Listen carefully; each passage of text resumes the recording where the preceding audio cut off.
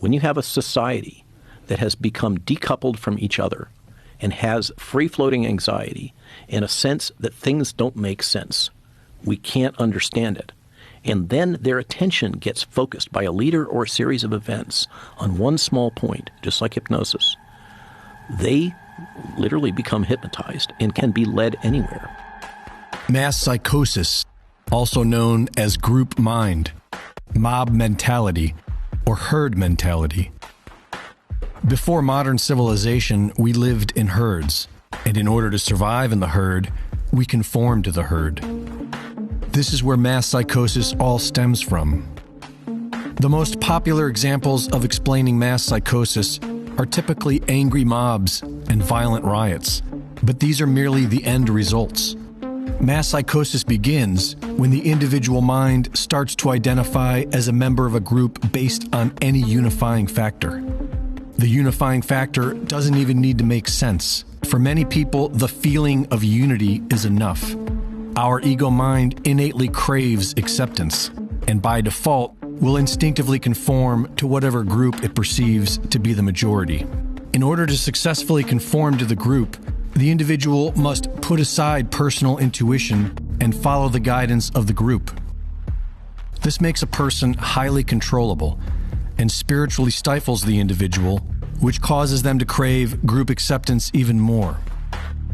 Man's disposition for mass psychosis has been written about for millennia, most notably in ancient scripture and philosophy. And we all experience this as human beings, whether we reflect upon it or not.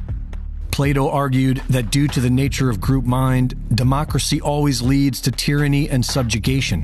His concern was the lack of good leadership, and philosophized on ways of solving this. In 1895, Gustave Le Bon published The Crowd, wherein he explains the key processes for cultivating mass psychosis: anonymity, contagion, and suggestibility.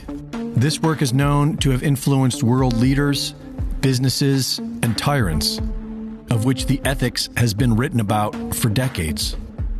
And yet, AP and Reuters outrageously claim that mass psychosis does not exist, when it is in fact the corporate media apparatus to which they belong that makes this all possible, waging psychological warfare against a group of the population who believes the media would never lie to them. This is why the term mass psychosis is arguably a better term than group mind or mob mentality. A change in the field of consciousness occurs, a devolution from divine inspiration into primitive hierarchy, which has no place in a civilized society. And yet, here we are. Without mass psychosis, today's leaders would have no power. Just like advertising, everything about politics is about cultivating mass psychosis. Whereas the individual pursuit of happiness has inevitably led to beauty and innovation, creating and controlling groups of people, which has been the biggest power play on Earth for all of recorded history, almost always leads to death and destruction.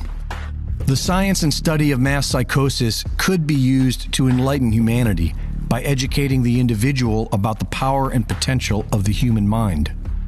But today, the very same corrupt media being used by wealthy elites to divide and enslave us says there is no such thing as mass psychosis.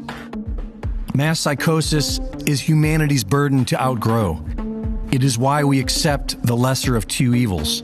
Many of us are well aware of the frailty of man and the civilized world. The great psychologist Carl Jung's warning to the world was that the individual must come face to face with their own shadow. In order to accomplish this, one must liberate themselves from the collective. And until enough of us do, society will continue to be led by tyrants and ignorant mobs. Reporting for InfoWars, this is Greg Reese.